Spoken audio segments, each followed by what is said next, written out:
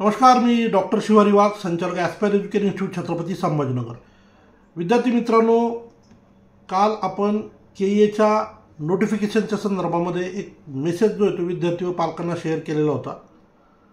या मेसेजमध्ये नेमकं आपण काय घ्यायचं आहे हे थोडक्यात या व्हिडिओच्या माध्यमातून आपण पाहणार आहोत. त्यामुळे आपण हा व्हिडिओ शेवटपर्यंत पहा आणि गरजू मुलांना नक्की हा व्हिडिओ शेअर करा. तर बेसिकली बरेचसे विद्यार्थी जे ते महाराष्ट्राबाहेर वेगवेगळ्या प्रवेश प्रक्रियेसाठी प्रयत्न करत असतात. त्यामध्ये प्रामुख्याने MBBS असेल, BDS असेल, BMS असेल, या अनुषंगाने खूप सारे विद्यार्थी जे ते कर्नाटक राज्यामध्ये अनेक वर्षापासून जातात, प्रवेश प्रक्रियेत भाग घेतात. त्यांना ॲडमिशन त्या ठिकाणी जे ते मिळतं. अर्थात तिकडं प्रवेश घ्यायला जात असताना अनेक मुद्दे जे ते महत्त्वाचे असतात. ते नेमके काय असू शकतात हे आपण या ठिकाणी बघणार आहोत. ह्या प्रवेश प्रक्रियेत भाग घेताना साधारण बजेट काय असू शकतं त्याचीही या ठिकाणी आपण चर्चा करणार आहोत. सगळ्यात पहिले तर आपण हे बघूया, रजिस्ट्रेशन प्रक्रियेचं जे शेड्यूल आहे ते नेमकं काय आहे, किती दिवसासाठी आपल्याला हे रजिस्ट्रेशन ओपन होतं आहे. थोडक्यात सांगायचं असं की ज्या मुलांना खरंच कर्नाटकामध्ये BMSला किंवा BDSला किंवा MBBSला ॲडमिशन घ्यायचं आहे, तर अशा सगळ्या विद्यार्थ्यांना या डेटमध्ये रजिस्ट्रेशन करणं कंपल्सरी आहे. अर्थात हे रजिस्ट्रेशन येणाऱ्या काळामध्ये पुढेसुद्धा ओपन होतं, परंतु कदाचित आता हे ओपन झाल्यानंतर याच्यानंतर पहिले 1-2 राऊंड होतील, मग त्यानंतर परत ओपन होईल.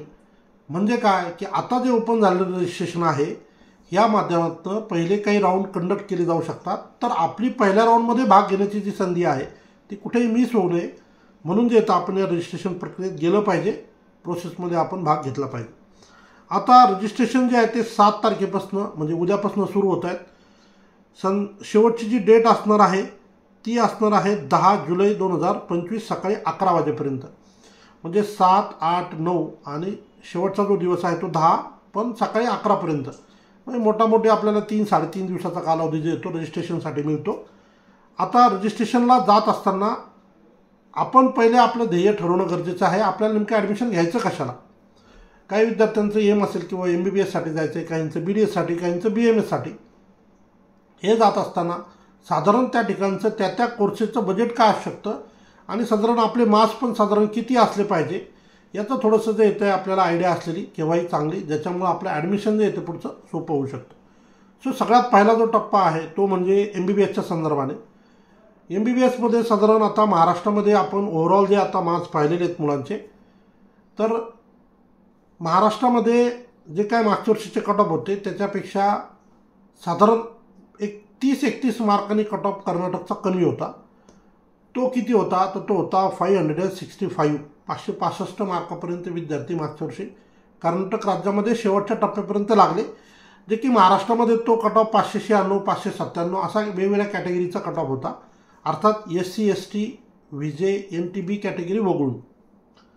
मग जर आता यावर्षी जर आपल्याला कर्नाटक राज्यामध्ये MBBSसाठी प्रयत्न करायचा असेल तर सोप्या भाषेत किती मार्क्स असले तर आपण अर्ज प्रक्रियेत गेलं पाहिजे. तर साधारण 450च्या आसपास ज्यांना स्कोर आहे असे विद्यार्थी कर्नाटक राज्यामध्ये प्रवेश प्रक्रियेत भाग घेऊ शकतात. ते तिकडं त्या प्रवेश प्रक्रियेत भाग घेऊन मोस्ट प्रॉब्ली त्यांना MBBSसुद्धा यावर्षी मिळू शकतं.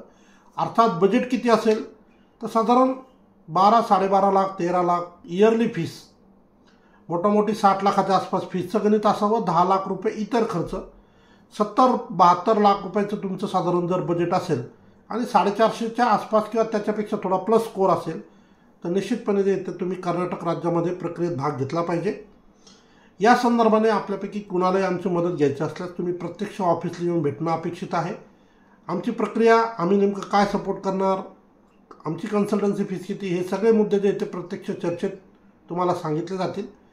सगळ्या गोष्टीचं समाधान झालं तर मग तुम्ही आमच्याकडे एनरोल करून आपण तिथून पुढची प्रक्रिया तुमची करू शकतो. तर हा झाला विषय MBBSच्या संदर्भाने. त्यानंतर जो दुसरा पार्ट आहे तो BDSच्या संदर्भाने आहे. तसं बघायला गेलं तर BDSला कर्नाटकमध्ये जाण्याचा ट्रेंड फार कमी आहे. काही अंशी मुलं MP मध्ये जातात, मोस्टली महाराष्ट्रातच मुलांना ॲडमिशन्स मिळतात. परंतु जर एखाद्याला BDSसाठी कर्नाटक राज्यामध्ये जायचं असेल तर साधारण 15-16 लाख रुपयाचं ओव्हरऑल 4-4.5 वर्षाचं बजेट असावं हॉस्टेल मेस सोडून. आणि हॉस्टेल मेसचं साधारण 20-22 लाख रुपयाच्या आसपास हे गणित जातं. एखाद्याला BDS करायचं आहे परंतु ओपनचे जे काय स्कोर आहे 144 अँड अबव त्याच्यापेक्षा जास्त स्कोर असावा मिनिमम, म्हणजे 200-225ला जे तर BDSसाठी आपण कर्नाटक राज्यात जाऊ शकतो, आपल्याला त्या ठिकाणी ॲडमिशन मिळू शकतं. साधारण 15-16 लाख रुपयाच्या बजेटमध्ये तुमचं हे त्या ठिकाणी गणित मार्गी लागू शकतं. तर अशा पद्धतीनं BDSचा तुम्हाला त्या ठिकाणी स्कोप आहे. त्यानंतर ज्या ठिकाणी खूप मेजॉरिटी विद्यार्थी प्रवेश प्रक्रियेत भाग घेऊन तिकडे ॲडमिशन्स घेतात ते म्हणजे BAMS. आता BAMSचं जे तर खूप कॉलेजेस कर्नाटकात उपलब्ध आहेत. बऱ्याचदा महाराष्ट्र बाउंड्रीवरसुद्धा खूप ठिकाणी कॉलेजेस उपलब्ध आहेत आणि पालकांचा बऱ्याचदा त्या कॉलेजकडे जास्त ओढा असतो. परंतु त्या ठिकाणचं जे फी स्ट्रक्चर आहे आणि आपले जर स्कोअर कमी असेल तर त्या ठिकाणी आपल्याला NRI कोट्यातनं म्हणजे ज्याचं प्रतिवर्ष 6,750,000 रुपयाचा जो DD असतो तो भरून आपल्याला ते ॲडमिशन घ्यायची वेळ येते आणि ते बजेट बऱ्याचदा मग 27 लाखापर्यंत जातं. त्यापेक्षा स्वस्त किंवा त्याच्या बरोबरीत मग महाराष्ट्रात मिळतं, मग बाहेर का जायचं? तर बाहेर जात असताना काही महत्त्वाचे मुद्दे आहेत ते पालकांनी लक्षात घेतले पाहिजे. पहिला मुद्दा असा असू शकतो की बाबा कॉलेज किती वर्ष जुनं आहे, लांब असू द्या काही प्रॉब्लेम नाही, कॉलेज किती वर्ष जुनं आहे, तिथं सगळ्या शैक्षणिक सोयीसुविधा आहेत का, हॉस्टेल सुविधा आहेत का, हॉस्पिटल आहे का, तिथं PG आहे का, PG असेल तर अजून पेशंट फ्लो जास्त असतो.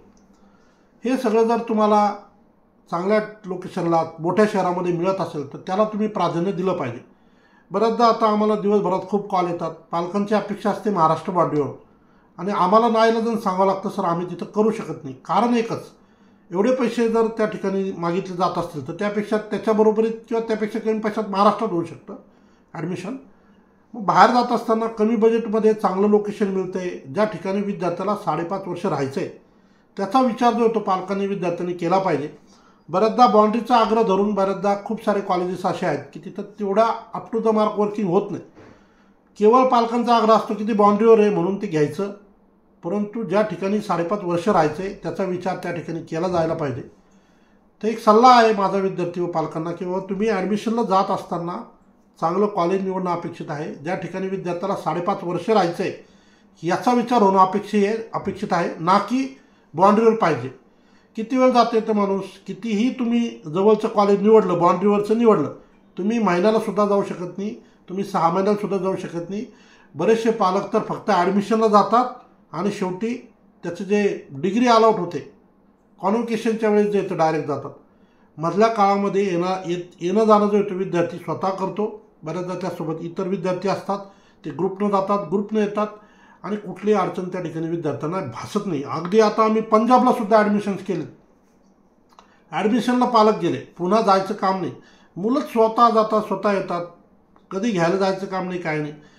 त्यामुळे जे येतं बऱ्याचदा बाउंड्रीचा आग्रह पालकांनी धरू नये. बाउंड्रीच्या नावाखाली प्रचंड फीसची मागणी होते किंवा फीस द्यावी लागते आणि अपेक्षित जे सोयीसुविधा आहेत किंवा अकॅडमिक्स आहेत ते पण आपल्याला मिळत नाही. त्यामुळे शक्यतो विद्यार्थी व पालकांनी चांगला कॉलेजचा आग्रह नक्की धरावा. ते थोडंसं दूर असेल तरी चालेल, तिथं सुविधा उपलब्ध आहेत, सगळ्या फॅसिलिटी उपलब्ध आहेत, तर त्याचा तुम्ही जो येतो विचार करून जो येतो निर्णय घेतला पाहिजे. तर या संदर्भाने सुद्धा आपल्यापैकी कुणालाही आमची मदत लागल्यास आम्ही त्यासाठी तत्पर आहोत, उपलब्ध आहोत. दरवर्षी आमच्याकडनं कर्नाटकामध्ये अनेक ठिकाणी जे ॲडमिशन्स केले जातात, परंतु विद्यार्थी डिवाईड करून मला या कॉलेजला द्या, मला त्या कॉलेजला द्या असं न करता शक्य होईल तर काही ठराविक 2-3 कॉलेजलाच आम्ही टार्गेट करतो जे की चांगले आहेत, रेप्युटेड आहेत, वेल इस्टॅब्लिश्ड आहेत, अनेक वर्षापासून त्यांचा ट्रॅक चांगला आहे, अशा ठिकाणी कॉलेजला विद्यार्थी देण्याचा प्रयत्न असतो. एकाच ठिकाणी मॅक्झिमम विद्यार्थ्यांना प्रयत्न ॲडमिशनचा केल्यामुळे बरेचसे मुलं सोबत येतात, येण्या जाण्याची सोय उपलब्ध होते, थोडंसं मुलांना पण एक चांगलं वातावरण मिळतं, एकमेकांना मदत होते. तर शक्यतो आम्ही एका ठिकाणी 1-2 कॉलेजला किंवा 2-3 कॉलेजला जे चांगले आहेत त्या ठिकाणी ॲडमिशन देण्याचा प्रयत्न करतो. तर तुमच्यापैकी कुणालाही BAMSच्या संदर्भाने आमची मदत घ्यायची असल्यास ही जी काय रजिस्ट्रेशनची डेट आहे त्याच्या अगोदर तुम्ही आम्हाला अप्रोच होणं गरजेचं आहे. अर्थात यासाठी आम्ही काही फी चार्ज करतो. सगळ्या गोष्टी तुम्हाला एक्सप्लेन केल्या जातात. अगदी कागदावर सगळ्या गोष्टी एक्सप्लेन केल्यानंतर तुम्हाला त्या समजल्यानंतर तुम्हाला पुढचा निर्णय घ्यायचा असतो. कुठलीही जोर जबरदस्ती नसते, सगळं म्युच्युअल अंडरस्टँडिंगचा पार्ट आहे. साधारण तुम्हाला इयरली किती फीस पडेल, पहिल्या वर्षी किती लागतील, पुढचे टप्पे कसे असतील, हॉस्टेल मेसची फीस किती असेल, पहिल्या वर्षी मिसलेनियस किती राहील, अशा सगळ्या बाबी जे येतं आमच्या वतीनं एक्सप्लेन केल्या जातात. ओव्हरऑल 5.5 वर्षाचं बजेट किती जाईल हेही सांगितलं जातं. म्हणजे काय की पालकांना त्यांचं गणित लावायला जे येतं त्या ठिकाणी मदत होते आणि ते निर्णय घ्यायला पण सोपं होतं. सो असे अनेक विद्यार्थी पालक आहेत की ज्यांना ॲडमिशन घ्यायचं आहे, परंतु नेमकं कुणाच्या माध्यमातून घ्यावं, कुठं जाऊन भेटावं, प्रक्रिया काय असेल, ती प्रोसेस कोण करणार, सुरुवातीला किती पैसे लागतील, असे अनेक प्रश्न असतात.